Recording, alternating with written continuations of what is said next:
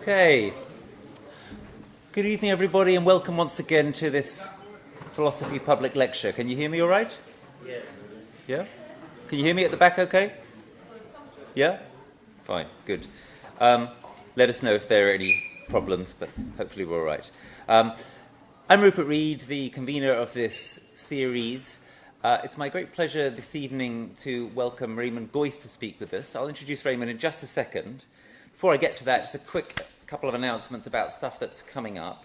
So, in the UEA Philosophy Cafe Conversation series, our next episode is Yuri Kath speaking on Wednesday, November the 14th, that's next Wednesday, at 8 o'clock at Cafe Marzano's in the Forum. And his topic is knowing how and knowing that. So if you want to have a chat with Yuri about knowing how and knowing that, different kinds of knowledge, then do turn up to that cafe conversation. And in case you're not aware, there is free tea and coffee. The next one in this series is in a fortnight's time, of course, Thursday the 22nd of November. There's been quite a lot of unpleasantness in the series so far directed against economists. In a fortnight's time, it's the economists' chance to answer back. It's a debate within economics, a debate between two of our major professors here, Sean Hargreaves-Heap, who some of you will know from earlier in the series, and Bob Sugden, a major philosophical economist, over the rationality of rational choice theory. So it should be very, very interesting, very high-powered. I hope many of you will want to come to see that. So our speaker this evening, I'm really delighted that we've got Raymond Geuss here. Professor Geuss is a philosophy professor in Cambridge. He is someone who is famous for having written many books, about which some of which we'll be talking later. One thing I'd like to mention right now is his little book that he wrote fairly recently called Philosophy and Real Politics. And the title of that book might give you a bit of a clue as to why we thought he'd be a great speaker for this series. One of Raymond's views, as I understand it, is that he thinks that philosophy in the political sphere has tended to be too alienated from, too distant from the real world. It's painted a sort of fantasy or play philosophy which doesn't really engage with the realities of politics. And that's what we need to be doing, precisely that kind of engagement. And it's that kind of engaged thought and applied thought that I think we'll be hearing quite a lot of tonight. So what's going to happen this evening, the format's a little bit different. Raymond's going to speak to us for 15 or 20 minutes, giving us his basic vision of politics as a philosopher and his understanding of the concept of ideology and the leading ideologies of our time. He and I will then sit here and talk for 15 or 20 minutes, taking those ideas and starting to see how they can actually be applied to the central topic of this series. So, for example, how does the leading ideology of our time understand the financial crisis, and has it in fact potentially even contributed to that crisis? And then after that, for the remaining time we have here this evening, we'll throw it wide open for our usual wide-ranging questions and discussion period. Okay, so without further ado, I'm going to hand over to give us his initial thoughts on this topic to Professor Raymond Geuss of Cambridge. Raymond.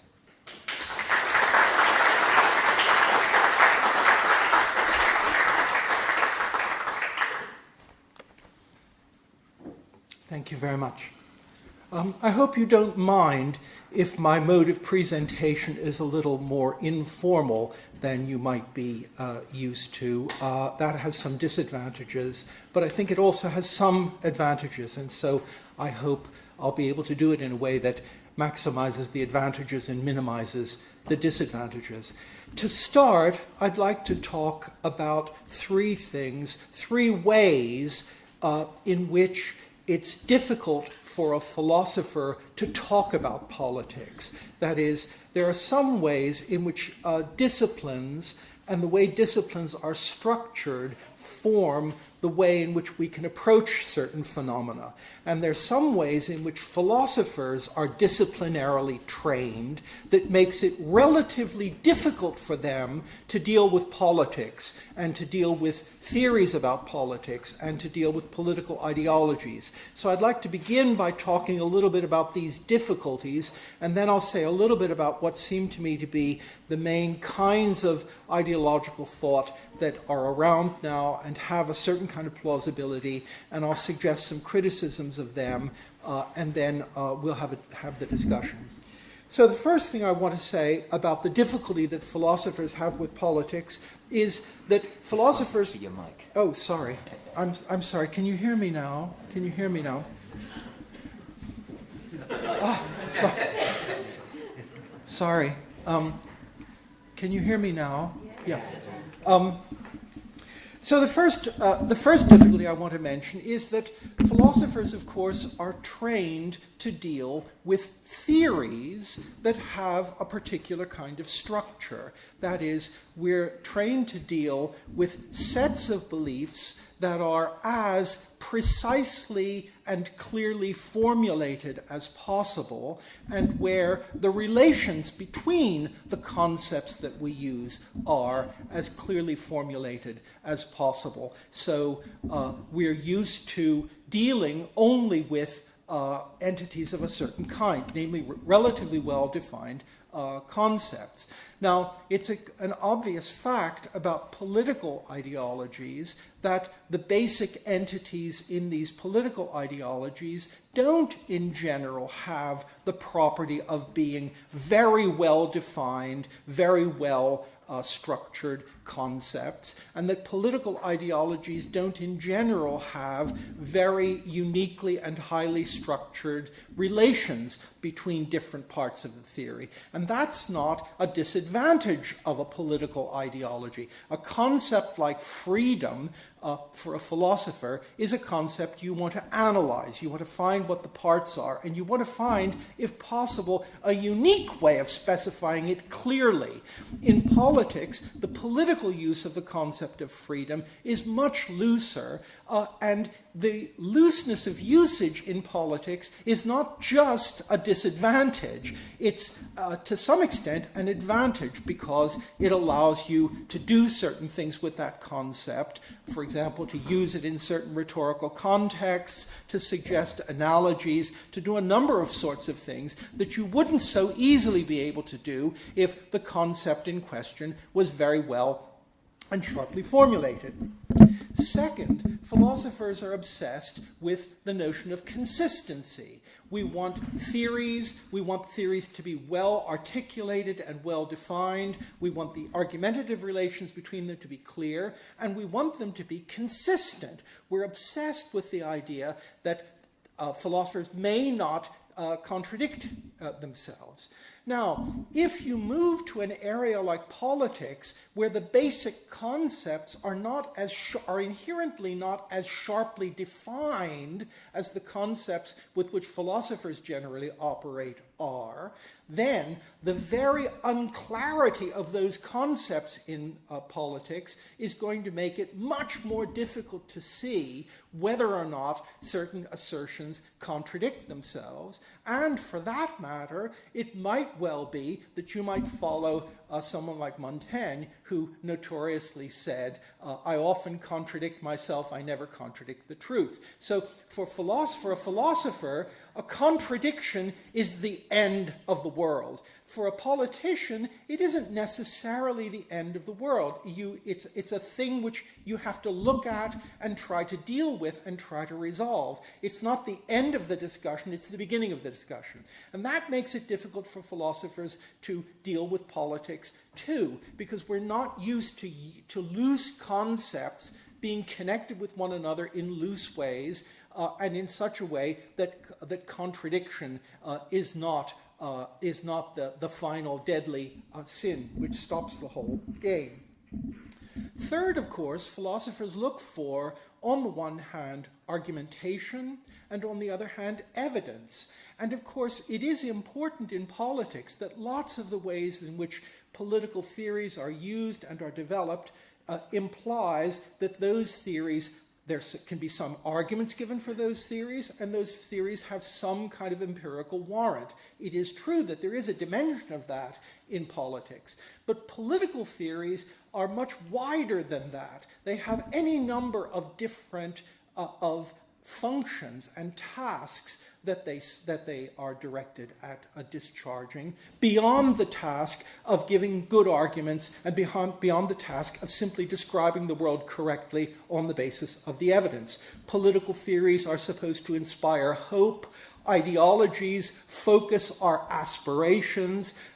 Ideologies might have the role of motivating people to do things. So the demands on a political theory are very different from the demands on a philosophical theory. The demand is not just clarity, non-contradiction, argumentation, and evidence. It's a very, very different kind of demand. It's a demand of connecting with people's interests, connecting with their needs, giving them a sense of what they can realistically aspire to, moving them in various ways. So there's a kind of natural disjunction between the natural philosophic attitude toward these political theories and the political theories as they actually act in the world in which we live. So the first point I want to make is that political theories, ideologies, are not really at all like axiomatic systems. They're not like axiomatic systems. They're not like propositions in science even. They're certainly not like that. They have a different structure. Contradiction, instead of contradiction, their general property is a tension between different elements. And whether you describe something as a contradiction or a tension makes a big difference. A contradiction, to say it's a contradiction means you've specified or given a formal specification of it, and you can see it's incompatible. To say there's a tension means you've got indeterminate magnitudes, and you don't quite know yet whether or not they go together. So indeterminacy, tension, and other cognitive and non-cognitive goals, I think it's important to see that that's an important part of politics. That makes it difficult for philosophers. That's the first point I want to make. The second point I want to make is that in politics and in political theories, not saying something is very often as important as saying something. That is, that it's often just as important in looking at a political theory or political ideology to see what sorts of things it ignores, what sorts of things it doesn't treat, what sorts of things it takes to be peripheral or marginal. So you have a kind of double focus in looking at a political theory. You have to see what is it looking at and what is it not looking at. And the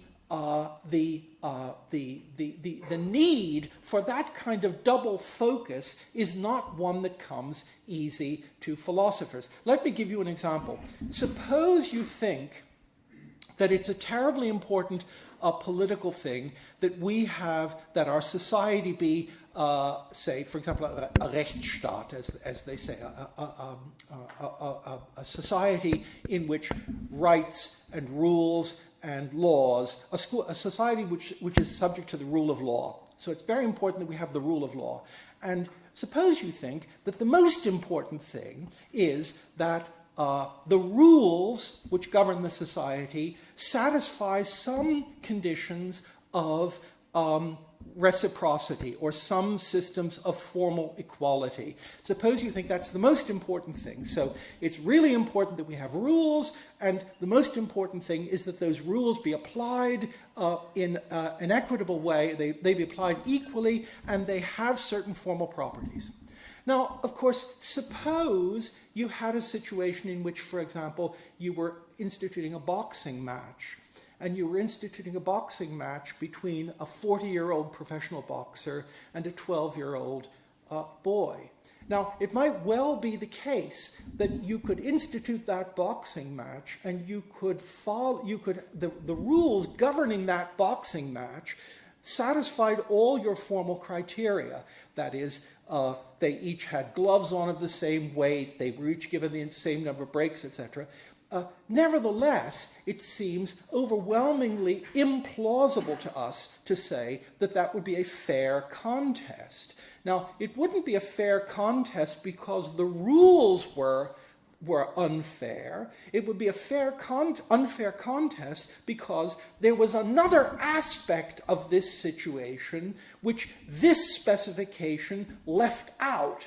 It focused just on the reciprocity of the rules and the correctness of the procedures. It ignored the fact that the two people on whom these equitable rules were being applied were in very, very different situations. They had different powers, they had different capacities, and so what I want to suggest is that it's just as important in understanding say, social theories that focus on the equitability of formal rules, that they focus on that instead of real relations of inequality or relations of inequality of power. That's an important fact about them too. So that's the second thing I want to say that's important in studying politics, and is not so important, I think, in the strict kind of philosophic discussion that we usually find ourselves in. Now, the third property I want to talk about is that in philosophy, we generally think of arguments and we generally think of an argument as an abstract structure, and we think of the activity of thinking about the world and the activity of arguing. We think of it in relative abstraction from the effect that activity has on what happens. That is, if I'm a theorist of physics, I don't in general, there are complications here, but I don't in general think that my theorization is going to influence how the physical objects operate. You all know there are problems with that about connected with Heisenberg, but I don't want to go into that. But in general, there's that separation.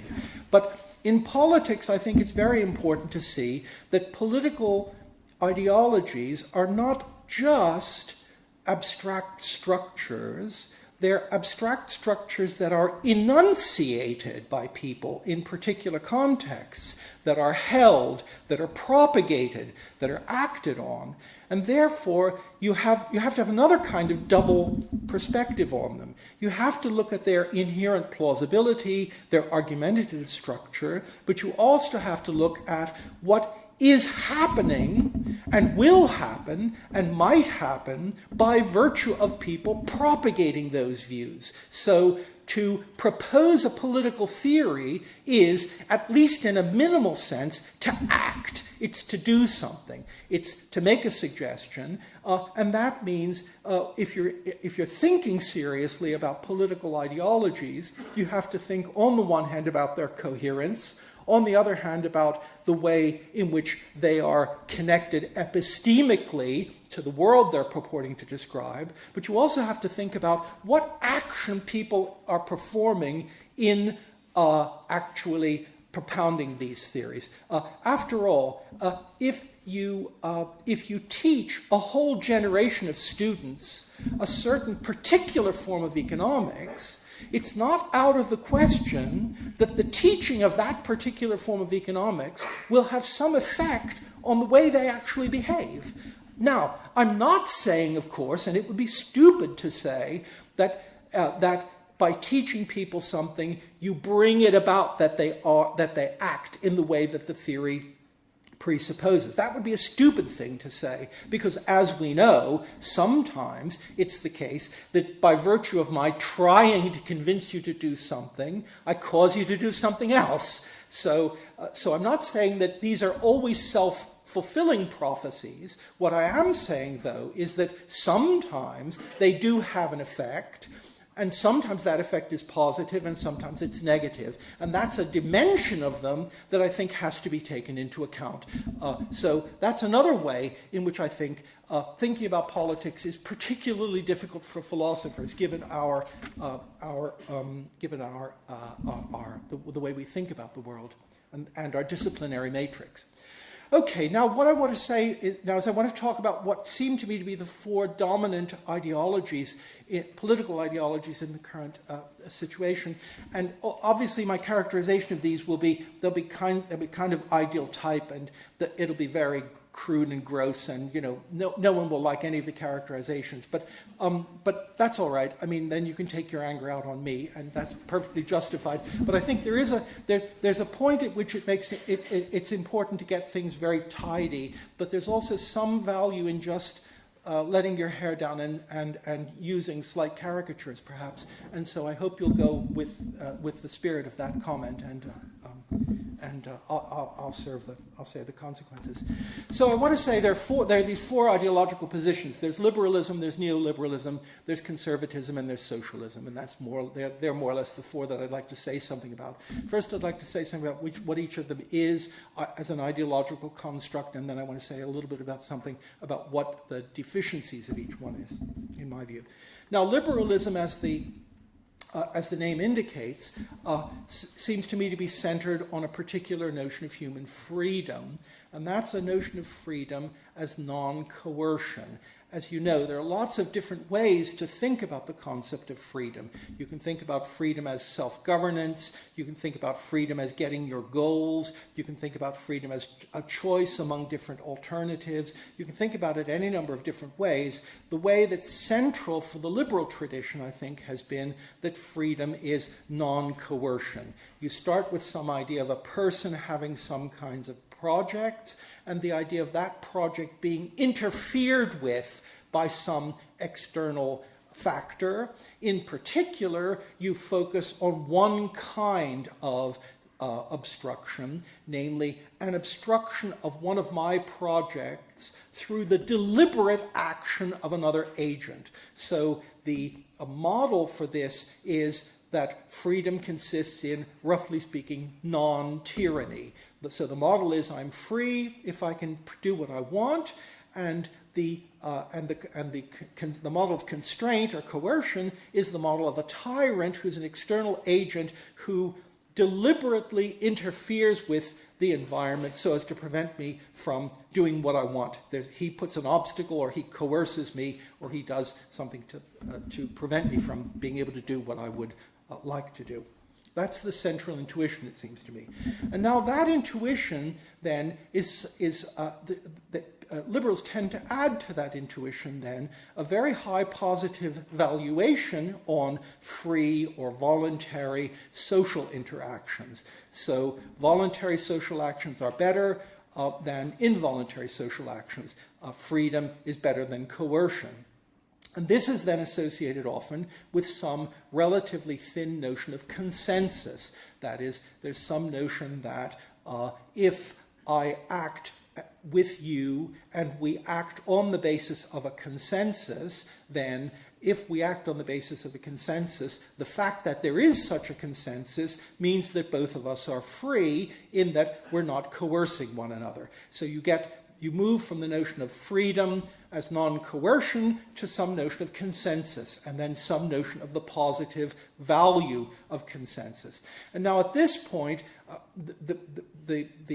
the theory moves now in the direction perhaps of a slight parody, but I'll do it anyway. Namely, and you get the sense in reading through the literature of liberals that this notion of consensus gets a kind of life of its own. That is, that there's a strong tendency to assume that the default position in human societies is consensus, and consensus is somehow the natural state, and consensus is always good, and even if it's not the default state in the sense that it's always there, it's always accessible.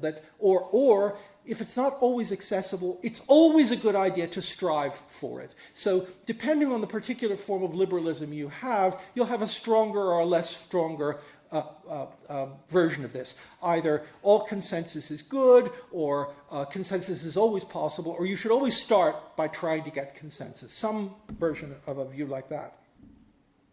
And now this too is often connected with a third element. So the first element is freedom, the second element is consensus, the third element is what's called as anti-paternalism, namely the view that part of what it is to be a recognized person is that you know what you want. And therefore, part of what it is that you be treated in a way that's non-coercive is that people treat you as a person who knows what he wants or knows what she wants. So I am the final authority in what is good for me. You have no grounds for coercing me, and in particular, you can't have grounds of coercing me that says that you know better than I do what I need or what I want. So there's a principle of individual freedom connected with consensus, and then connected with some notion of anti-paternalism. No one has a right to interfere on the basis of a claim that they know better than I do what I want and what's good for me. And then finally, the last component of the liberal synthesis is a suspicion. This is not a theory. Again, this is a place where philosophy, as it were, comes out of the wrong side. The fourth component is not a thesis, it's just a kind of attitude. And it's a general attitude of suspicion of discretionary or arbitrary power, especially discretionary or arbitrary state power. So it's a very important component of a lot of liberalism that society should be based on voluntary relations. It should be based, therefore, on a consensus. Such a consensus is always going to be possible. No one should judge what another really wants. Everyone should be a judge in their own case. And we should really be suspicious then of any concentration of arbitrary or excessive power, especially arbitrary or excessive power located in the state.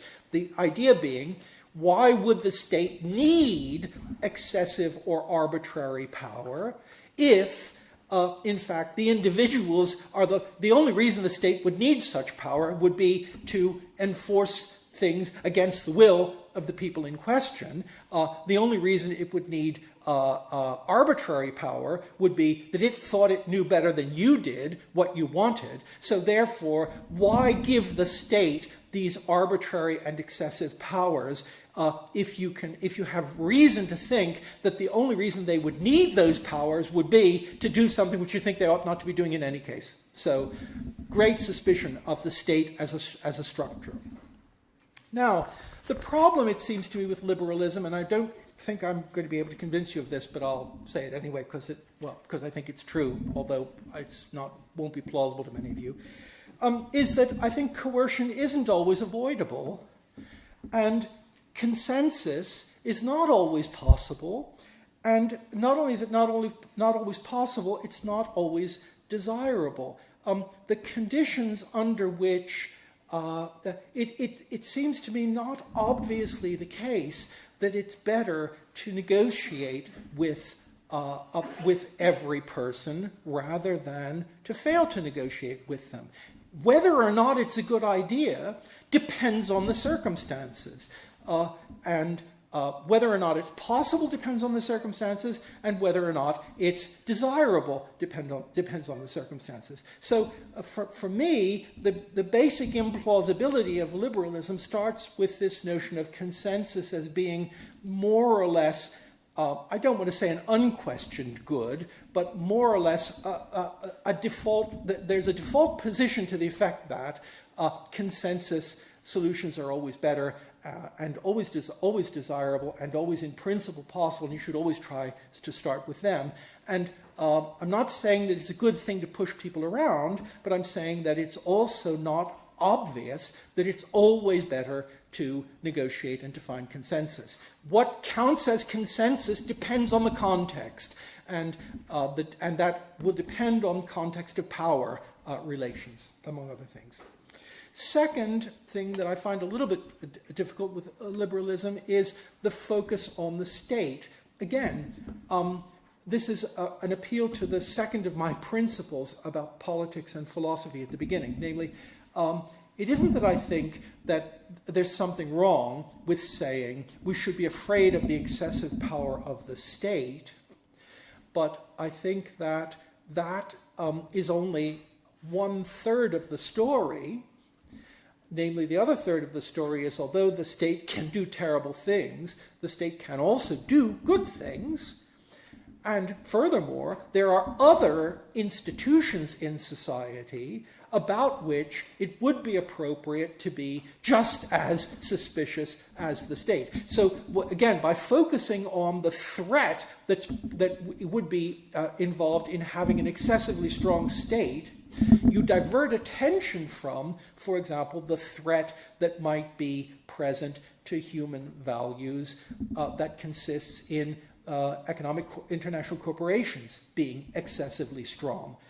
So again, it's not false that it's the wrong thing. It's not false that the state can be dangerous, but there are other things that can be dangerous too. And by focusing exclusively on the state, traditional liberals, it seems to me, ignored these other powerful social institutions, now in particular international corporations, it seems to me, that have an equal claim to being objects of suspicion.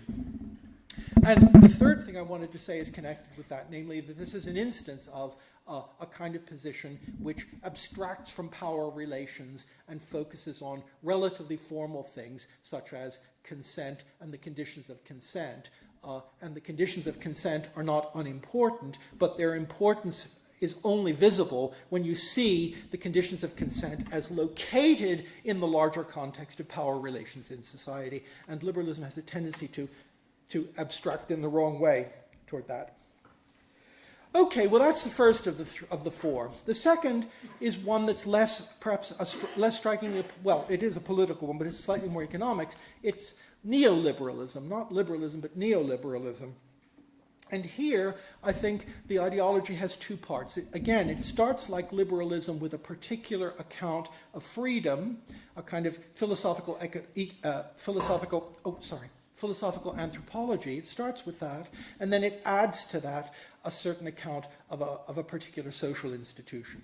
So it starts with the notion of human freedom as consisting in, very strongly, in the enforcement of very strict property rights. So human freedom consists in the freedom to own property and to have control over property.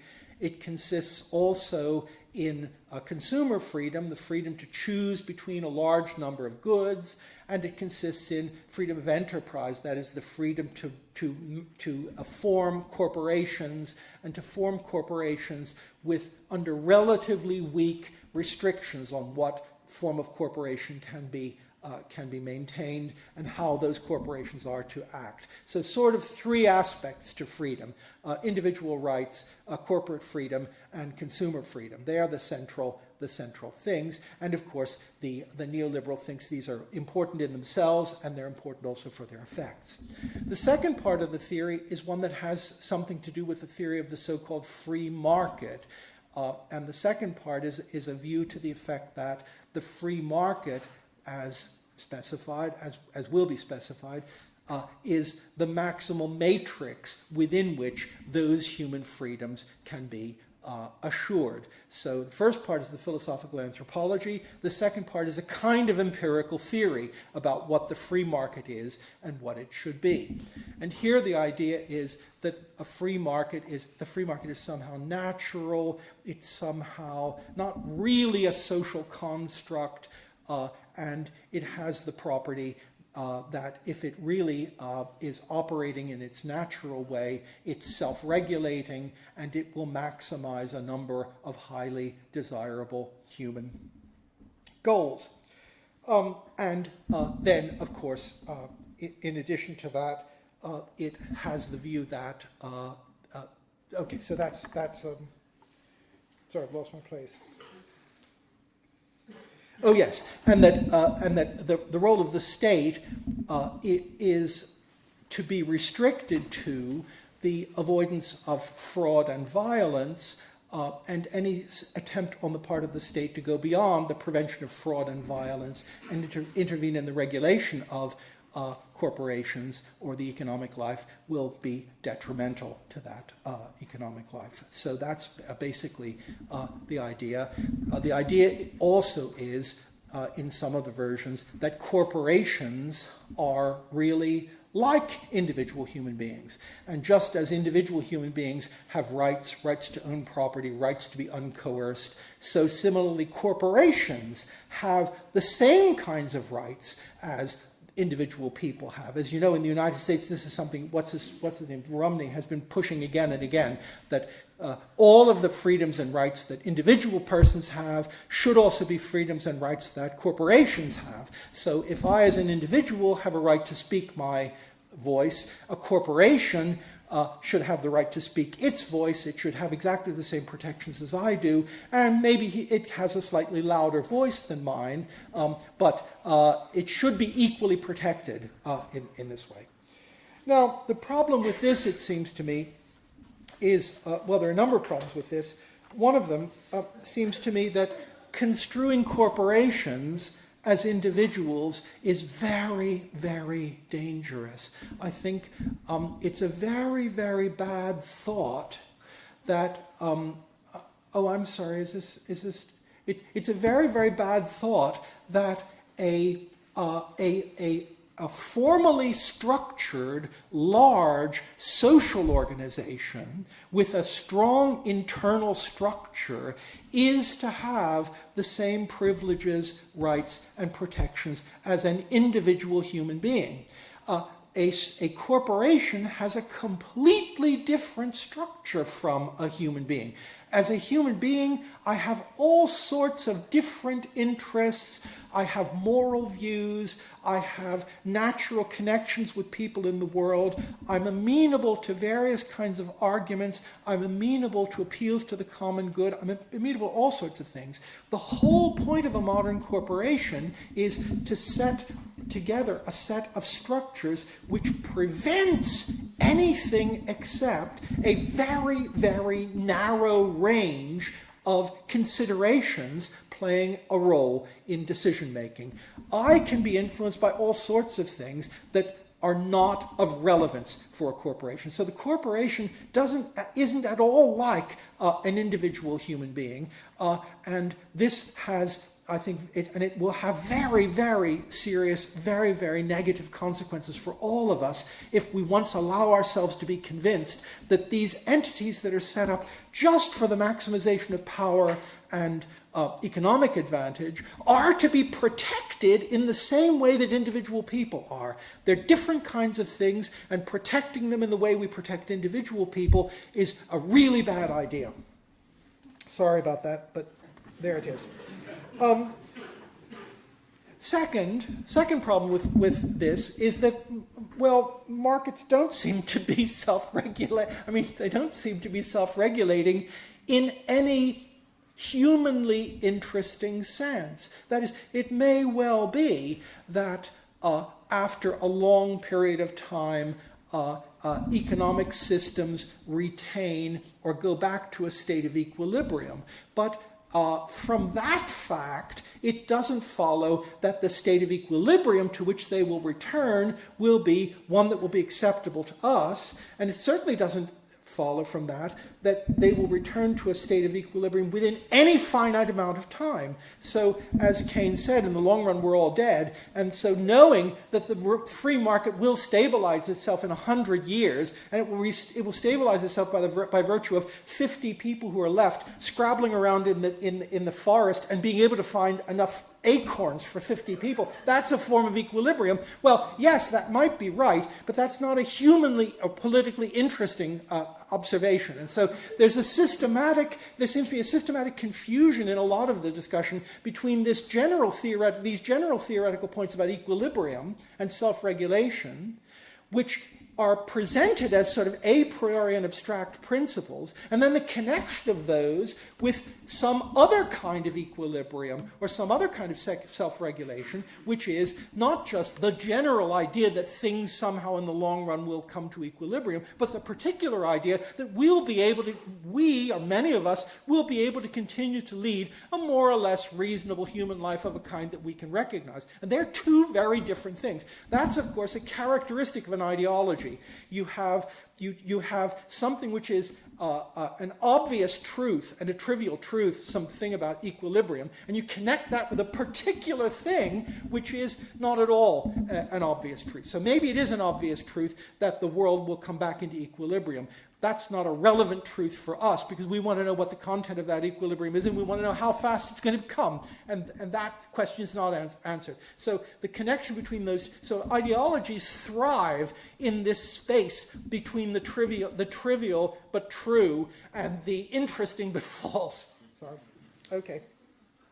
Now, I further notice, I mean, I don't have to point this out to you, that it is striking that the people who preach the doctrine that the state can have only deleterious effects call for state intervention the moment their banks are threatened. So I merely point that out. That's a bit of a funny thing. Now, third ideology I'd like to talk about a little bit is conservatism. Now, there are two, and I mean by this the traditional kind of conservatism that you associate with Edmund Burke and with the old, perhaps some old parts of the Tory party, but with other parties too.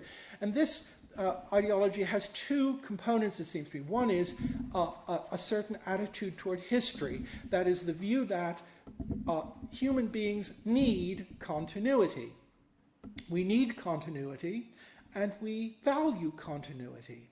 We're not creatures who can tolerate new, complete change in every respect. That will disorient us. That is not a good. It's not a human good. It's good to have continuity, and many of the institutions that we have, and many of the ways in which we live, have come to have value for us, even as it were independent of what other value they might have, simply by virtue of the fact that there's a certain continuity there. We speak English, and perhaps it would have been, well, I mean, I speak the particular American dialect that I grew up with, but you speak proper English, and we all have some value in that. Maybe it would be better for us to speak Armenian, which is apparently an extremely easy and transparent language, or Mandarin. But the speaking of English has a kind of value to us simply by virtue of the fact that it's a thing we're accustomed to.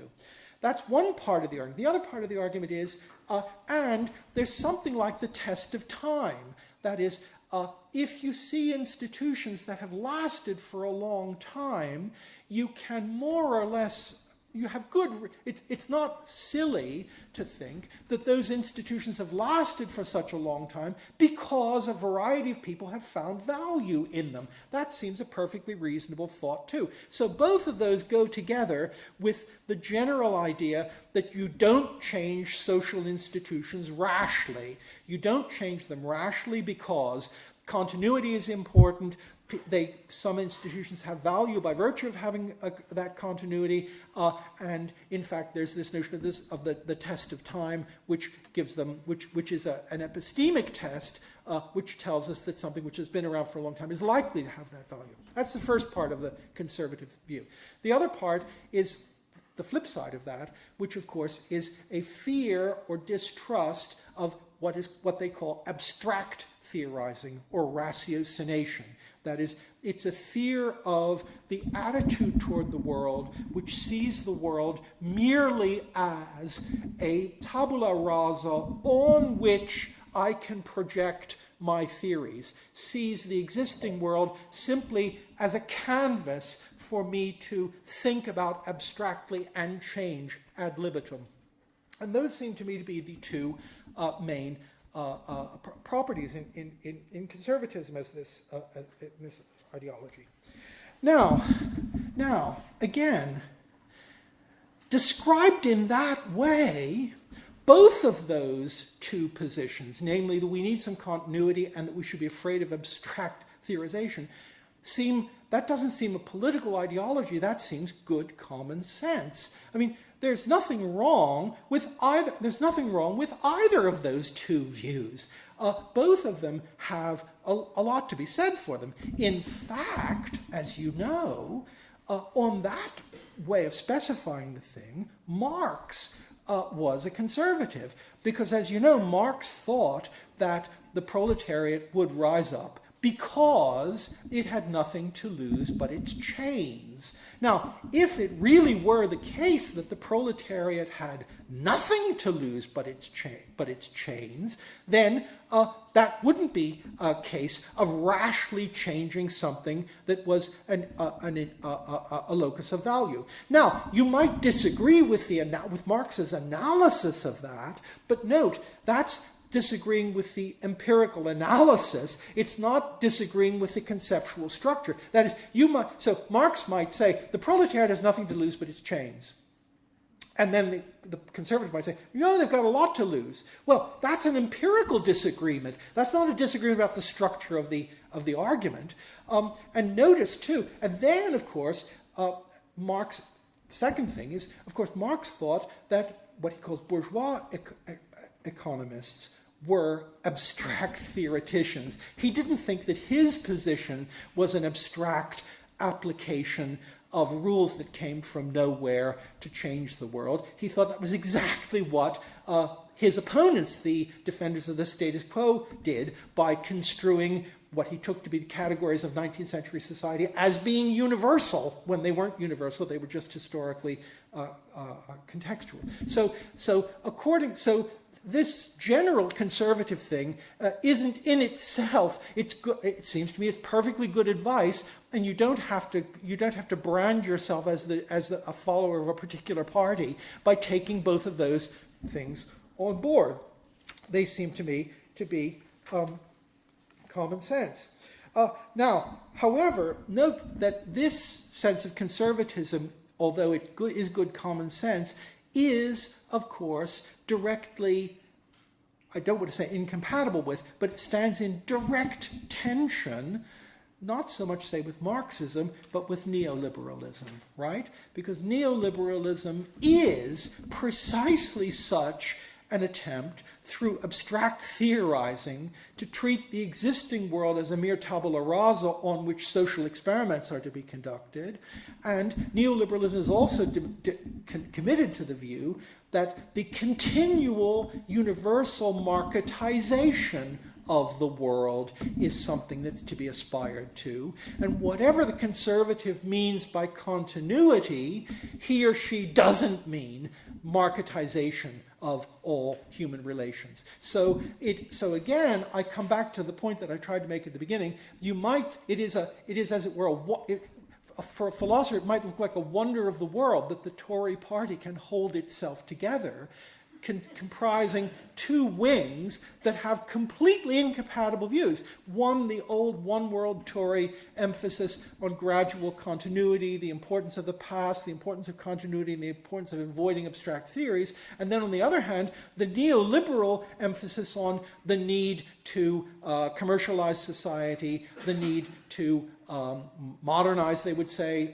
society, the need to transform all human relations into market relations, etc. So it is.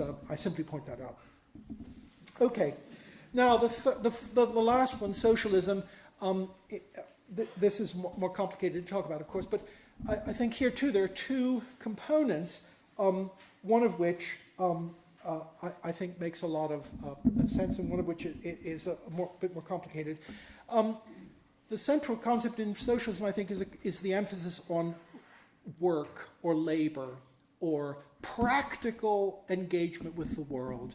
That is, if the neoliberal thinks that freedom consists in property, and if the liberal thinks that freedom consists in lack of coercion, the socialist thinks that freedom consists in a work-like engagement with the world in which, in working with the world, you can affirm yourself in a certain kind of way. That's the central thought, it seems to me, in socialism, the overcoming of alienation, the overcoming of alienated forms of life, and particularly the overcoming of those alienated forms of life in the sphere of work or labor or the transformation of the world.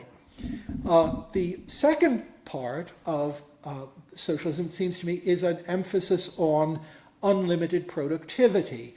That is an emphasis on a transformation of that first idea that work is the center of human life, and that an affirmative attitude towards one's work, which is realistic in terms of expressing the correct structure of what's happening there, that is a kind of universal model that should be developed, and therefore that economic progress consists in industrial production and the expansion of industrial production. Now, the difficulty with socialism, it seems to me, is that the first of those theses depends on further specification of the exact relation between work, production, and human activity. That is, Marx and people following him have tended to shift from one to the other. Marx often speaks as if all activity is really a kind of productive activity. And what one really needs to be clear about is what's the relation between saying, I should be able to affirm myself in all my positive engagements with the world, and saying, I should be able to affirm myself in work relations with the world. Are all my relations with the world like work relations? And if they are, in what way? And if they aren't, in what way are they not? And that is, it seems to me, a black box. That's a black box in much of socialist thought, and that's where one would need to think further.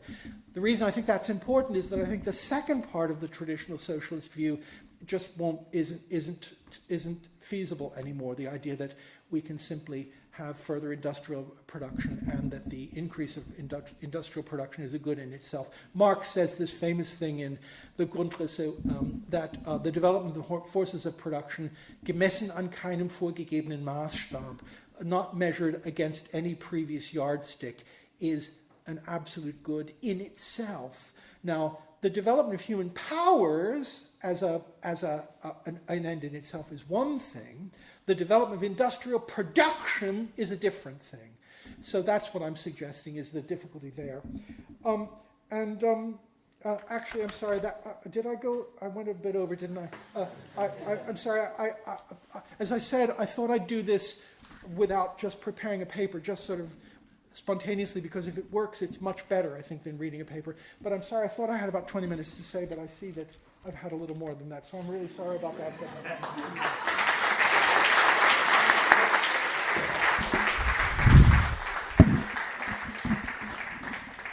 Well, I think it was worth every minute myself, so no trouble there. Okay.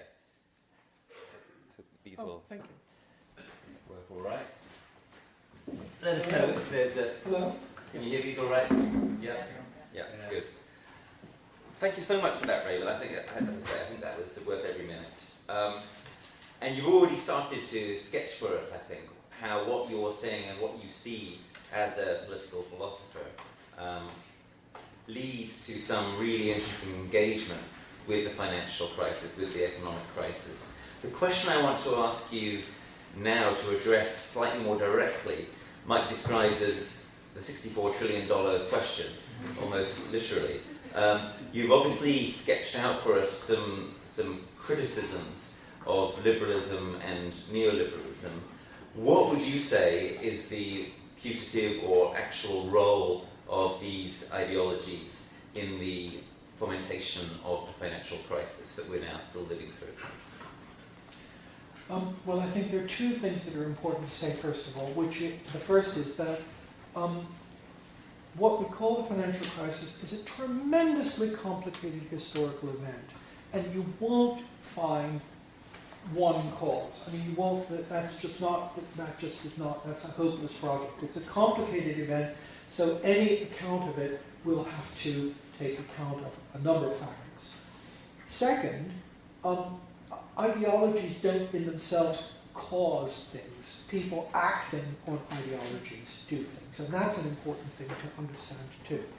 Having said all of that, it seems to me hard, I'm not an economist, but it seems to me hard to believe that the economic crisis that we're now facing has had nothing to do with the deregulation of financial markets and of the economic life in general, which was pursued originally by Reagan and Thatcher and has been pursued with increasing energy since then.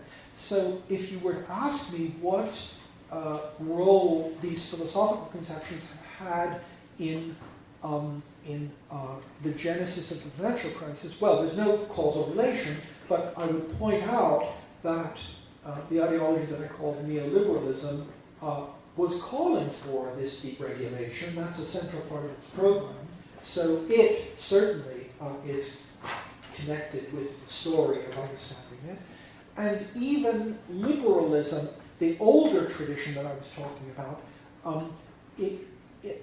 I presented it already in a way that I hope makes clear why I think there's some connection there, namely the difficulty traditional liberals have had in coming to a genuinely positive attitude toward the phenomenon of regulation. I mean, a theory that is based on putting individual freedom in the center of its way of thinking about the world needs, as a pendant to that, to have not to ignore the need for regulation, the need for restriction, the need for doing things that limit that kind of freedom. And it seems to me that traditional liberals have not thought that task was a central one for them to do. They've been very keen on restricting the state, worrying about the state. They've not been equally keen to worry about the effects of the power of large corporations. So to that extent, I think there's an indirect connection there. And it seems to me that's where one would have to begin if one wanted to understand here. What positive account can we give of regulating ourselves? Discipline is not a bad word. I find myself feeling myself rather strange, but discipline, regulation is not a bad word in itself. It completely depends on what kind of regulation and discipline it is. It isn't the case that every restriction of my freedom is a bad thing. And we need to begin to try to think in a positive way about that, about what are the forms of discipline, what are the forms of constriction of one another, what are the forms of coercion, if you want, what are the forms of regulation that can have a positive role in our lives. And I think liberalism hasn't been as active in thinking about that as... Okay, great, thank you. So if we look at your four ideologies, you mentioned that conservatism is only one ideology within the Conservative Party, that it's competing with neoliberalism. It would perhaps be reasonable to say that to a very large extent, just as it's not so clear anymore that the Labour Party is a socialist party, it's not so clear anymore that the Conservative Party is a conservative party, and the Liberal Democrats, the word liberal is obviously present there in the name. So it seems as though the ideologies of liberalism and neoliberalism are, roughly speaking, according to your account, and more generally, the dominant ideological forces of our time. And in that sense, it makes sense to ask the question which you've just sought to answer. Well, what responsibility do they have for what we're now living through? Some people have characterized you as a leading critic of liberalism, as one of the leading realist philosophers of our time. We had Maurice Glassman, Lord Glassman, the fomenter of the idea of blue labour here earlier this year for our earliest series of Philosopher King's public lectures. And he mentioned you as a fellow radical critic of liberalism and neoliberalism. But he also made a criticism of you. He said the problem with Geuss is that his realist philosophy doesn't give us enough hope for the future and is tantamount to a form of cynicism about the situation that we're in the world today. So my next question is, how would you respond to that kind of criticism? May I say something first about the first bit of what you said? I think it's important to see that these ideologies, should be obvious, don't map onto political parties in a direct way. these ideologies are, as it were, they're a kind of conceptual arsenal that exists historically. Then particular people help themselves to bits out of the arsenal, and particular parties try to organize themselves around appropriating bits of the arsenal that will be compatible with each other and that will have, but that will also have other properties, usefulness. So,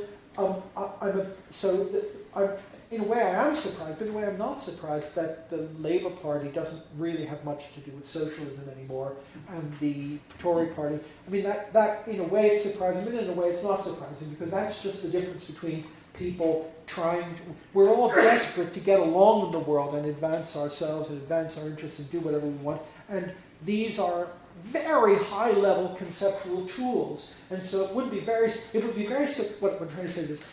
very surprising if a certain general theory had only one possible use. That would be very surprising indeed. The relation between some of these abstract theories or conceptions of freedom or conceptions of equilibrium and a particular kind of action is that's a very long chain of things, and so there are lots of steps that go in there. So that's the first thing. I have a bad attitude toward the second question, which is, I don't think it's the job of a philosopher to... Well, I think a lot of problems don't have solutions, and that's an important thing to see. The world, there's no, I'm going to die, there's no solution to that. I mean, there are ways I can deal with it better, ways I can deal with it worse, but the idea that everything in the world is a problem, and every problem has a solution, is definitely not an attitude that I have. Second, I don't think that it's the job of a philosopher to generate hope for people in the unvarnished sense. I think it's part of our job to try to. It's not part of our job to burst people's hope if it's a reasonable hope, it's a coherent hope. But it's not my job, I think, to generate hope if there is no hope. I don't see that as my job at all. I think there are plenty of people who are trying to do that. My job is to try to see what's going on, understand what's going on. That's not incompatible with having hope, some hope for the world. But it's not. The job is not, as it were, give us hope regardless of what the nature of that hope is. The job is to see what's actually there and what's possible. So that's, I made a big mistake when I wrote this book and called it realism, used the word realism. I ought to really have used a different term, because everyone thinks that if you're a realist, you can't be a utopian. But for me, realism and utopianism aren't incompatible with each other. For me, realism and ideology are incompatible with each other. That is, what I'm against is, I'm not against people having a hope for major changes in the society. What I am against is people describing the current society in ways that seem to me to distort that way of understanding the society. So realism in the sense I was presenting is directed against that ideological vision of the world. That's completely compatible with utopianism, and in a way, the one thing in Rawls that I would endorse is the idea that we need realistic utopias. I think his realistic utopia isn't really a realistic utopia. It's not utopian enough and it's not realistic enough. But the description is one that I wouldn't. This is John Rawls, the leading liberal philosopher. Yeah. Thanks for that. What would you make of the famous the slogan that Gramsci made famous? Pessimism of the intellect, which we've heard some of tonight, and optimism of the will. Is that not a sense in which it might be reasonable to argue that philosophers do have some kind of responsibility for generating hope, insofar as if there isn't some kind of effort to change the world for the better, and as you said earlier, proposing a political theory is already itself an action, a political action. If there isn't some kind of effort to will a better world and to act accordingly to that will, then the one thing we know for sure is that the world is going to get worse. I'm certainly not arguing against political engagement. But I think political engagement is something different from philosophical analysis. I'm trying, of course I think that, I actually think it's probably too late for us, and we're all going to, we missed the boat, and in the 80s we could have stopped climate change, and it's just too late now, and we're all going to suffer for that. I don't think there's anything we can do about it now. But that's an empirical judgment, and that's completely compatible with a political engagement of a certain kind, from which perhaps something will arise. It seems to me you can realistically, you can engage in things that the outcome of which is indeterminate, and hope arises from that. Hope doesn't arise by philosophers sitting down and thinking about things. That's not the place it comes from. It comes from actual activity. So I just think it's sort of misplaced to say that it's the philosopher's job to generate hope. Mm-hmm. And in the midst of this intersecting set of financial, economic, political, ecological crises, where then do you see hope for the future? I'm obviously a child of the 60s, and in the 60s, you probably remember Herbert Marcuse had a political project which everyone thought was completely unrealistic and fantastic. Namely, he had the idea that change would only come, or could come, through a kind of coalition between people in the first world. I mean, at that time we still spoke of this first, second, and the third world. People in the first world who were willing to refuse to collaborate with certain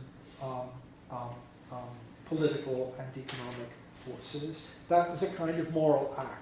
They would refuse to cooperate. And a coalition between those people and oppressed people in the third world. Now, everyone said at the time that that was politically a silly conception, because you couldn't have a unitary movement that was composed of people who were sociologically so different. You couldn't take hippies and blacks and Chinese workers and African farmers and put them together and constitute a unitary movement. So the assumption was a kind of Lukácsian assumption that there had to be a revolutionary subject, and the revolutionary subject had to have a certain kind of internal structure of unity. My view is that if anything is going to happen, it is going to happen through some kind of convergence between those groups. And perhaps we have a little bit of a better chance of understanding that than people in the 60s did, because we're slightly less obsessed with the unity of party structures and the unity of the party structure mirroring a kind of psychological, an idea of a psychological unity of people. And so we're more willing to tolerate the fact that there could be movements that, were chaotic. We have a greater tolerance of a kind of chaos, and so perhaps that's the sign. If there is going to be hope, it'll be from that. It'll be from something like that. I think. Okay. One more question, then I'll throw this open. Clarify for us a little bit more, then, how you see what philosophy can contribute to this kind of thinking. What's the role that philosophers can have in thinking about how we can start to actually make the world a better place? First thing, I've talked about the déformation professionnelle of philosophy. I come from a discipline that's very highly disciplined and professionalized. However, I'm not actually interested in patrolling the boundaries of that discipline. I think it would be a really good thing if we would relax a bit about what is philosophy and what isn't philosophy. So when you say to me, what can you as a philosopher do here, I immediately want to reject the question, because I want to say, well, to say what can you do as a philosopher is to ask me, you've got this narrow disciplinary matrix, you don't like it, there it is, now how can we use that to do something? So the first thing I would say is I would sort of reject that question. But having rejected the question, I'll now accept it and say that there are some things I think that philosophers are generally trained to be pretty good at doing. Analyzing, criticizing, and thinking about alternatives. They're the three things that seem to me to be important. We have a certain experience in analyzing concepts, in analyzing conceptual structures. We have a certain experience in criticizing claims that are made. We have a certain kind of, we don't have much experience actually in thinking about alternatives, but that's something we should cultivate. Fabulous. Okay, I'm going to throw it up for questions now. Please wait for the mic to arrive, unless you have a very loud voice. Yes, I remember a conversation with, I think he was a professional politician. We were talking about laws, and the idea was this is a beautiful book, but it has nothing whatsoever to do with the sort of political experiences he had. And the same sort of thing, it seems to me, I can't imagine a democracy that doesn't have party structures. If you have a party structure, you have to kiss babies, you have to do all those things, and if you don't, you will pay the price. So again, that's muddling it up. Now, you could say, which I'm sure you would never do, parties are bad, but they're not. They're an essential part of the model. And then it seems to me, your concepts, as you say yourself, all parties are split, actually. They're all. Yeah. So in a sense, the concepts are a bit platonic, and in reality, it's pick and mix. And I was also thinking Obama, you know, his wonderful thing is he's black and he's following currency. But isn't it useful that way you get the Hispanic vote? And that's one of the most calculated ways to win. So it seems to me, I love philosophy, but politics is something else, I think. I don't know quite what it is, but it's the way we run things, and it happily prostitutes ideas, you know, if it works, and then it changes its mind. If that makes sense. Yes, I don't think that's a sort of hostile comment toward the general direction in which I'm trying to argue here. In fact, I take it that we more or less agree about a lot of things. But maybe I can say one more thing that might contribute to what the question you're asking. People are able to hold lots of contradictory beliefs at the same time. I mean, that's just a human capacity. But it would be easy to say, well, because people use these concepts and they don't know what the clear meaning of the concept is, because they have these contradictory beliefs, and it doesn't bother them, you shouldn't think about clarifying your thought. You shouldn't, because it doesn't matter. Because trying to clarify the concept of freedom is not important. Because people use it perfectly well without thinking about it. Clarifying contradictions doesn't matter. And there I want to say two things. I want to say, yes, of course it's right, that my mind is full of garbage. My mind is full of stuff that I know. I know that a lot of the things I think I know are false. I just don't know which ones they are. And I know that a lot of things I think are contradictory. I just don't always know what they are. Or sometimes I do know what they are, and I'm working on it, as it were. There's a historical dimension to this, too. So the only thing I'd like to say is that I think you're right to say that understanding politics is different from understanding the logic of an argument. And that was what I tried to say at the beginning.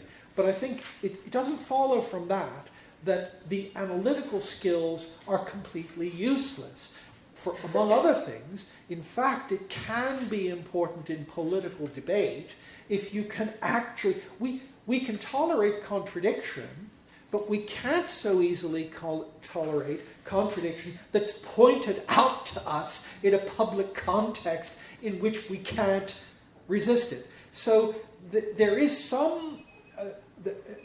you can't, as it were, do politics by doing philosophy and then deducing consequences from that. But it doesn't follow from that some of these analytical skills are not very useful in political context, and again, not only useful in real political context, but useful in understanding politics, understanding why some Tories have such difficulty with other Tories. Part of the answer to that, I think, is that they have different views, and we want to understand those views, and the conceptual clarification, I think, can play a certain kind of role in allowing us to understand that. Okay, Jessica next. Hi, thanks very much. You started with a particular characterization of philosophy as being concerned with a particular kind of conceptual clarification, it seemed to me, which consists in delimiting or circumscribing concepts by defining them and then the relationships between the concepts. But, and also as philosophers is concerned with abstract theories and constructing the theories out of these concepts and relationships. Yeah. And it's just struck me that there's a kind of obvious philosopher who doesn't fit that mold, which is Wittgenstein.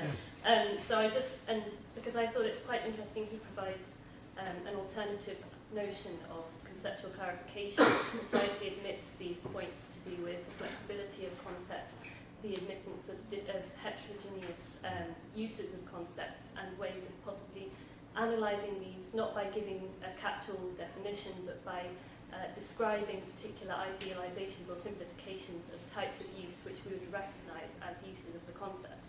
And that this could be potentially helpful in dissuading the other types of unhelpful philosophy, because it would dissolve these abstract unities that they used to base the theories on.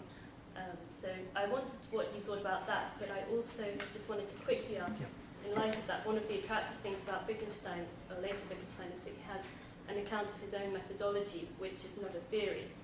And so I wondered what your idea of your methodology is. So you made these kind of claims about indirect connections and effects of theories and ideologies, and these aren't causal explanations, so I just wondered if you had an account. Okay.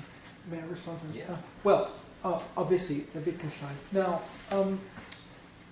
I agree with most of what you said about Wittgenstein, but there is a part of it that I think there's a part of what I'm trying.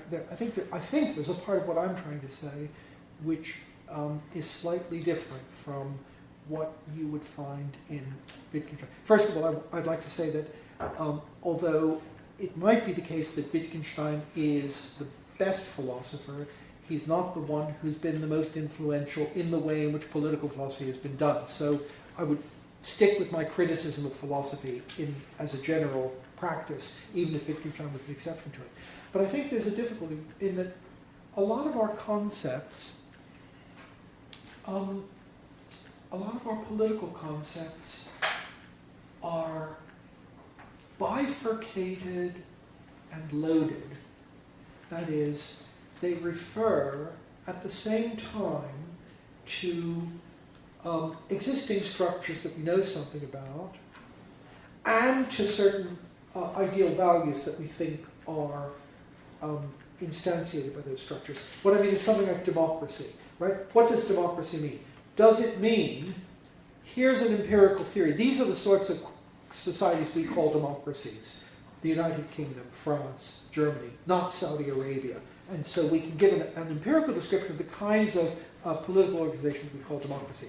But that doesn't give us really a politically, it gives us a not uninteresting analysis of democracy, but the other aspect of a theory of democracy, a concept of democracy as it's used in politics, seems to me, is not an empirical description of a certain kind of society, but the claim that a society of that kind instantiates a certain kind of value, which is not actually optimally instantiated in any given structure. So to say it's a democracy is partly to say, well, it's got elections like this, but it's partly to say it's the will of the people, or it's something else. And many of these, the most important political concepts, have that kind of double structure.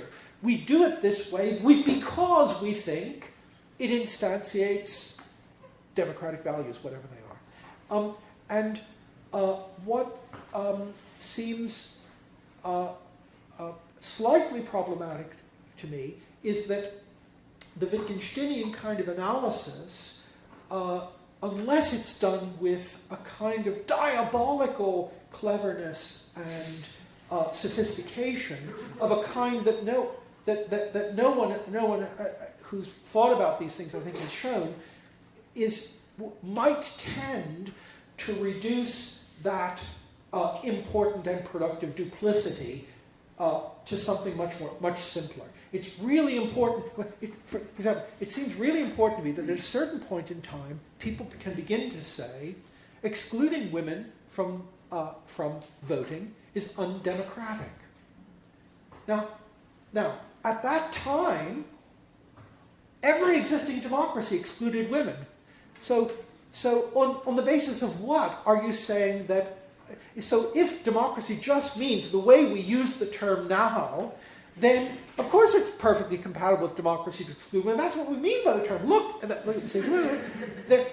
but the really interesting political developments are developments when you have something in some of these terms that is transcendent, that points beyond the actual structures that you instantiate, and you can say, yes, every democracy that we know excludes women. But there's something in the idea of democracy, which has never been instantiated, that can tell us that we ought actually not just arbitrarily to give voting rights to cats or things, we should give them to women, and it's undemocratic in some way now. And so a lot of understanding politics seems to be the attempt to understand the connection between those two things, the more empirical one and this more transcendental one.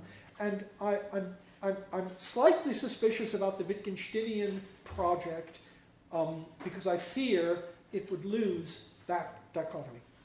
But if it can maintain that dichotomy, then that's wonderful. Okay, was there a question over here? Yeah, so then we'll come up this way.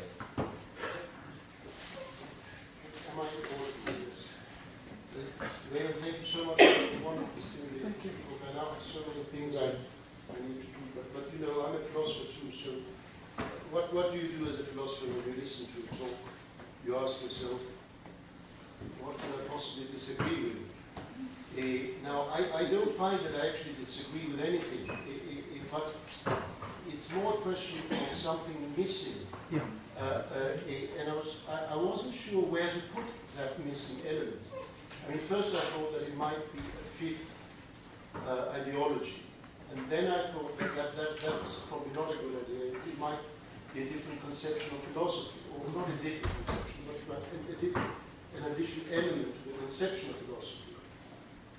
But you know, wherever you put it, I have a very good friend and colleague back in Dublin who's called John Dillon, and he wrote a pamphlet some years ago in a very similar forum as the one you were speaking, and I think he made a very similar effect on people, a very strong effect. That pamphlet was called Platonism and the World Crisis. Now, you know, Platonism is not, we're not talking about very subtle notion of Platonism, but basically here we have something, you know, we have something metaphysical in the old-fashioned sense. We have something about the absolute good, something that in the hands of some can become a sort of religion or a philosophical religion, theocracy perhaps. You know what I'm getting at? Yes. And I just found that I wasn't sure where the space was on your map. Okay. I mean, that's extremely. I mean, there are two extremely important points. I think one is that I have tried to focus on the four forms of political thought that seem to me most commonly represented in British, European Union political discourse. There are at least two others that you could easily imagine. One is some kind of green ideology, ideology of ecology. There, what I would say is there are issues, and then there are ideologies. And it would be important for me, if you wanted to talk about ecologism or green political ideologies, to see that there was something, I would certainly want to see that there was something more there than simply the naming of another important issue. And I'm sure that you could do that, but that's clearly... The other suggestion that you're making is that there are transcendentalist political views that are completely differently structured, that in a way, what you want to say is, in a way, all of the ones that I've talked about are forms of liberalism, basically. They're all this worldly, they're all in some sense secularist. They don't make an attempt to ground themselves on any absolute foundations, no religious doctrine, and so in a way they're all, it's a very narrow swathe of the possible conceptual space within which politics could range. And to that I simply must say that you're absolutely right. I should, if I had more time and were better equipped and could think about it, I would have to think about these variety of claims that reject, these are basically all post-Enlightenment positions. They're all post-Enlightenment secular positions, and I would have to think about more metaphysically oriented or more religiously oriented views and have something to say about that, but I'm afraid I don't really have anything to say. But that's it. Thank you for both for those questions. Thanks. There was, yes, here, at the fourth row there.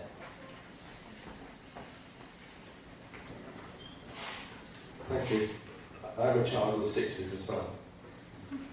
That helps a lot. The 60s was one situation, I carried on working out with a bump. Jobs were everywhere. You just walk in one, you step another if you want.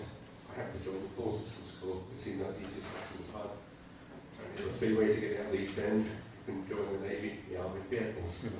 Very big job. But now it's more difficult. Economic conditions individually are quite separate. Politics is obviously about the future, and the future is obviously unknown.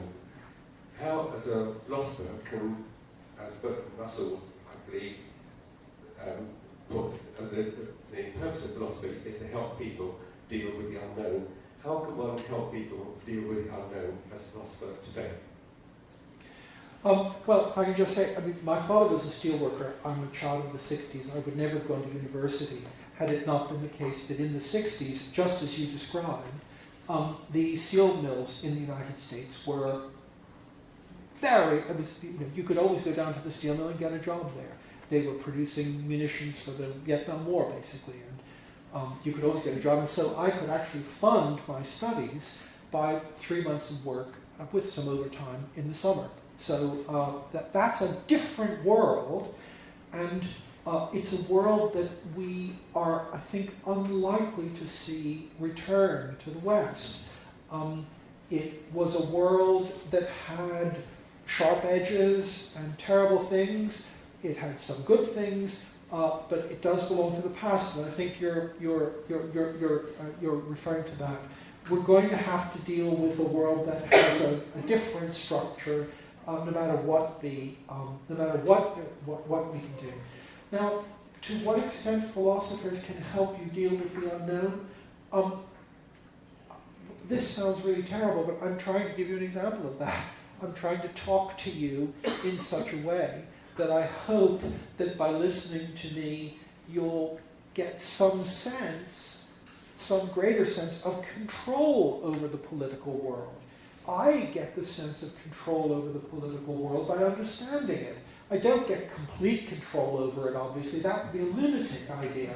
But I think all we can do is try to accumulate as much knowledge as we can and try to be as clear in thinking about the world and the future as we can. And I'm trying to give an instance of that, but I would fully understand if you thought that was a rather meager result, but it's the only one I can give you. Thank you, there. Thank you very much. I thought the talk was absolutely brilliant. Thank you. Please hold the mic close. That way around? No place.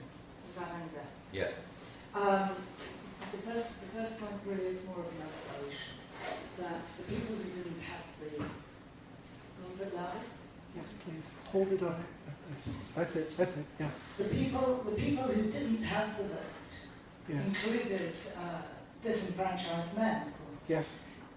Not least because, of course, the democracy was based simply on the fact that so long as you owned land, then democracy could follow. But the observation I'm simply making, that whether or not women have the vote now, the lack of space, the lack of the ownership of land, and I'm not necessarily being literal here, the lack of position, or their position underneath the glass ceiling, is still very pertinent in a practical, political, philosophical sense. I didn't especially want to be drawn on that because I wanted really to ask you about the absence of philosophy. And because this is an interdisciplinary university, a literary festival had an author who had done some research for a book in the City of London and found himself quite taken aback, I think possibly being also a child of the 60s, to find that the current generation of city financiers have no philosophy, have no rigorous morality, and in his own words, have no certain conceptions, were completely absent, certain issues that he put to them, apparently they were completely blank, and therefore that sense of corporate body, not necessarily with a capital C, but that corporate body that has got into deregulation so much that profit, principally for the shareholders of course, but also for themselves, is simply their purpose. And I wondered if you'd like to comment principally on the absence of philosophy. May I say something about your first question, your first comment first? I, of course, didn't think that by virtue of women getting the vote, all problems were solved. That was an example of how you could appeal to an existing concept to extend things. And in fact, it is part of my intention, and I hope I've said it repeatedly enough, that we have to shift our view and not simply look at formal rules, such as who is entitled to do something, but we have to look at real power relations. And so I couldn't agree with you more about the first part of your question. As far as the second question is concerned, is it that these people lack philosophy in some sense, or is it that they are in a social organization which structures their lives in such a way that whether or not you can't, it's always been the dream of philosophers by virtue to change people's morality by virtue of giving them theories of the right kind. You give them a theory, you make them understand, and they will be better people. And it's a wonderful thought, but it's not true. I'm sorry. You see, I'm so keen on realism because I find it so. There's the famous Frankfurt principle. Philosophers always work on that which is impossible for themselves, right? So the most belligerent person I ever met was a professor of peace studies. So I work on realism because I find it so difficult to be realistic about the world. And I don't think, so I think that the problem of the people in these organizations is not that they've somehow lacked some kind of training in philosophy, it's that they're put in a structure in which it's rational and obvious for them to develop certain forms of motivation. And a question here. Good evening. Getting back to the global financial crisis, what is the philosophical view on as I understand it, the underlying human traits, traits of human nature that were underlying this crisis? Those of greed and fear. as I understand it, those are the two human traits that underlie financial behaviour. So what is the philosopher's viewpoint, and obviously yours in particular, on the fact that human nature possibly isn't going to change even by any controlling state or legislation? So are we doomed to a future of cyclical financial crises because of our greed and our fear? I'm afraid I have a very unsatisfactory answer to that, which is I am less convinced that psychological properties are responsible for this situation, or rather I'm less convinced that natural psychological properties are responsible, and think that it's an institutional problem. That is, I think that you may disagree with me. I think that Durkheim was right. There are social facts which are not psychological facts. There are institutions in which we live that don't simply make us be one way or another, but that format very strongly what sorts of people we come to be. And so my general response would be that I don't know what philosophers would think. My own attempt would be to try to move the understanding of this away from psychological and moral categories, away from greed and fear, and in the direction of an account of the social institutions within which natural human insecurities express themselves. So that's not an answer, as it were, that's a shifting the question. So that's why I kept talking about the corporation as a structure. I think that's the thing I would look, if I really wanted to understand the financial crisis, I would look at the corporation as a structure and political structures. Now, of course, you would say, quite rightly, well, those structures don't exist for no reason. They exist because people have psychological dispositions. And of course, that's right.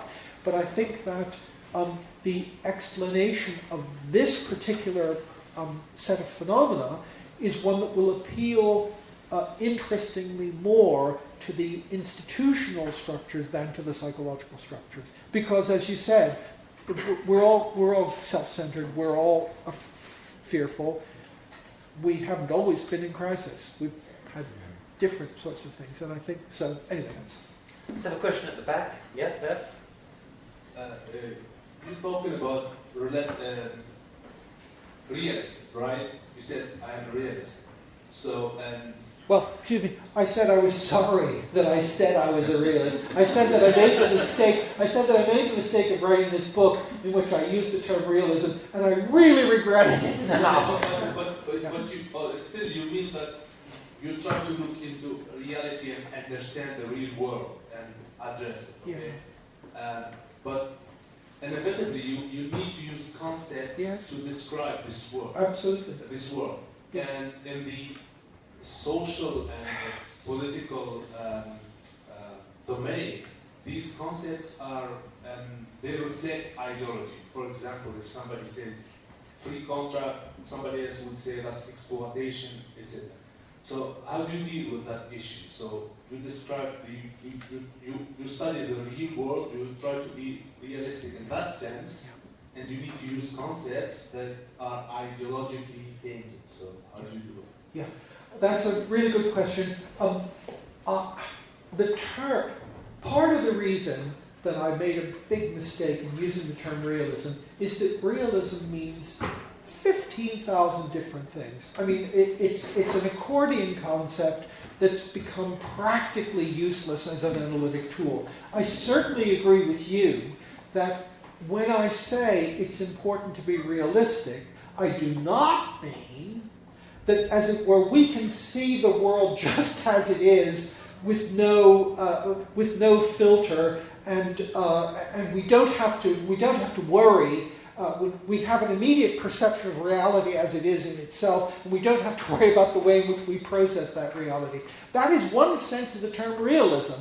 As you know, the group of philosophers in Oxford around the turn of the century, Cook, Wilson, they called themselves the realists, and they had that particular epistemological theory. There's another sense of realism, which is metaphysical realism, which is the view that essences really exist. I mean, so if I might just say, I certainly agree with what you're saying, and if anything that you were saying is incompatible with my use of the term realism, then I have another reason to get rid of the term and not use it anymore. Okay, we're nearly out of time, so I'm going to have to ask any remaining questioners to be quite concise, please, in their questions. Bette. Hi, thanks. Yeah, I very much enjoyed your talk, but like a speaker a few occasions ago, I was also quite surprised to see something missing, and what I was surprised to see missing was something that you mentioned in response to another speaker, which was ecologism as a distinct political ideology. Now, you said in your answer a moment ago that you weren't sure as to whether it should be just defined as an issue as opposed to a political ideology. It seems to me that Andy Dobson, if you're familiar with Dobson, back in 2000 made the distinction quite nicely between ecologism as an ideology and environmentalism as a kind of approach to lots of different environmental issues. And that ecologism, insofar as it sees us and socio-economic relations as embedded in and dependent on ecosystems, is a very distinct approach to understanding how we should behave, how we should act, how we should organise our society, that it does qualify as another political ideology that sort of needs to be up there. Okay, I think that's a perfectly valid criticism of my presentation, and all I can do is accept it. I think that's absolutely right. I ought to have talked about that. Okay, is there a question here? No? Here, then? I don't think there's anything embarrassing about admitting that you're wrong. I mean, that's what we are all the time. I try to do my best, but that's something I didn't talk about. And you're right, I ought to have. Yeah. Okay, I was interested in some of your characterizations of socialism. So particularly this second point, which was the one that you were less happy about, so this idea of unlimited productivity. Yeah. And I think that's quite a complicated idea. So I think if you look at socialism apart from Marx, so you look at the early utopian socialists, there were all of these kind of debates about industrial production, industrial revolution, and so on.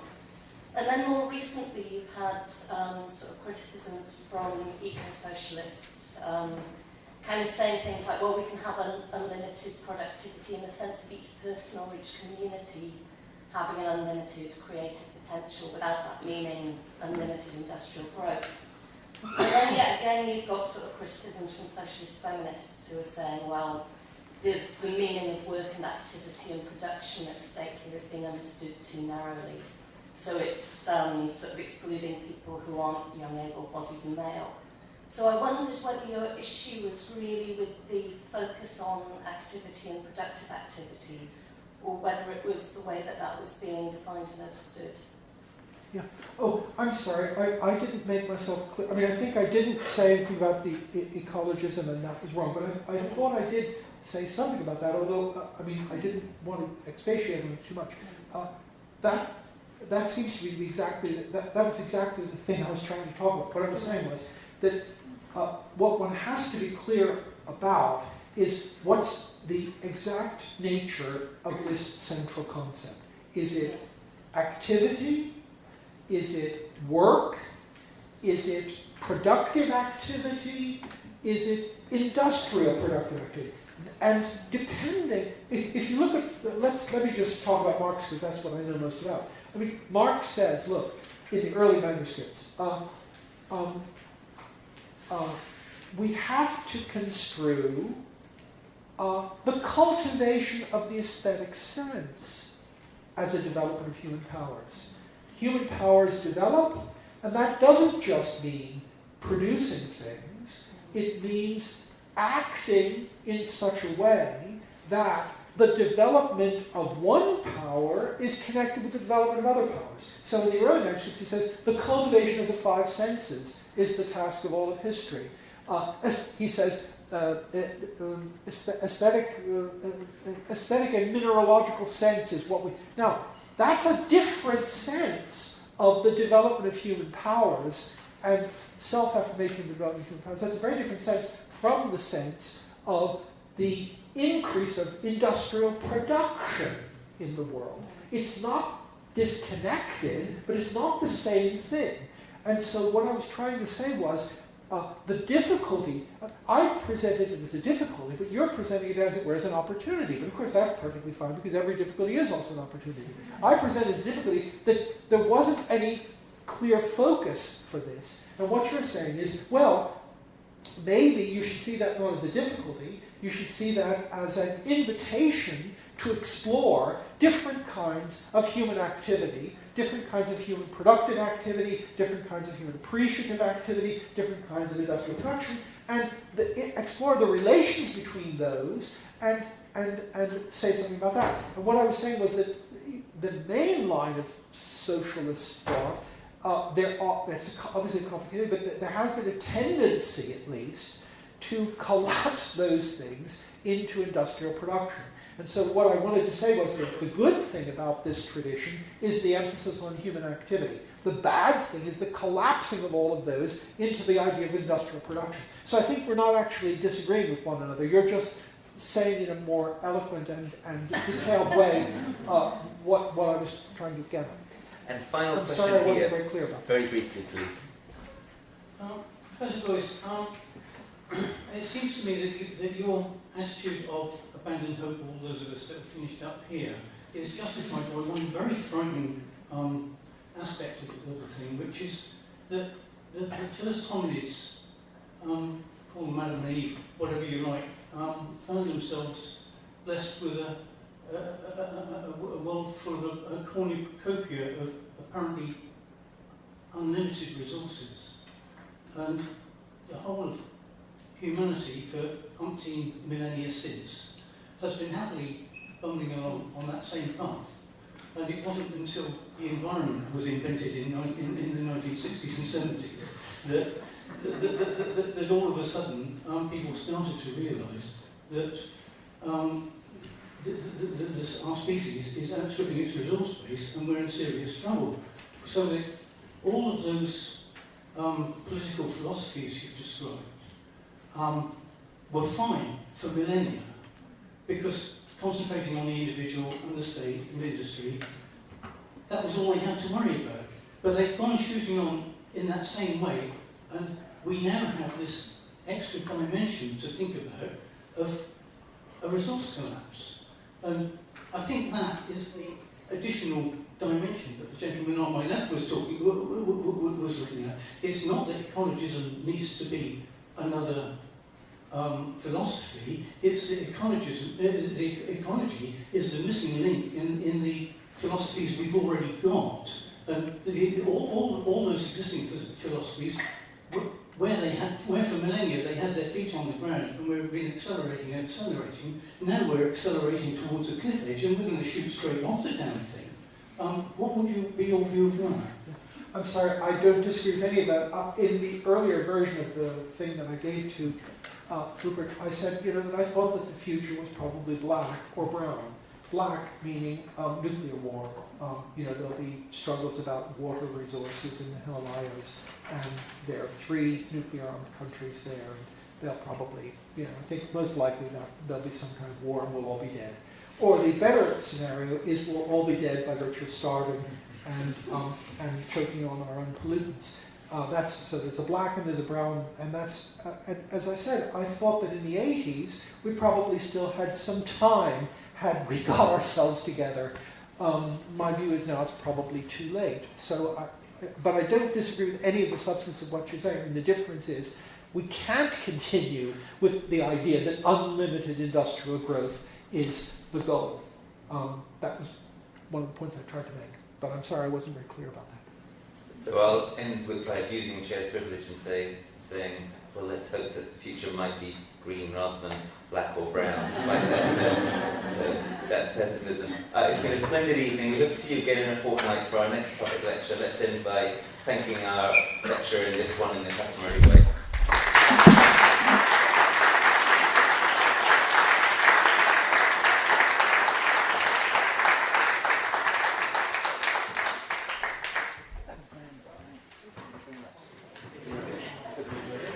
I went on longer than I thought.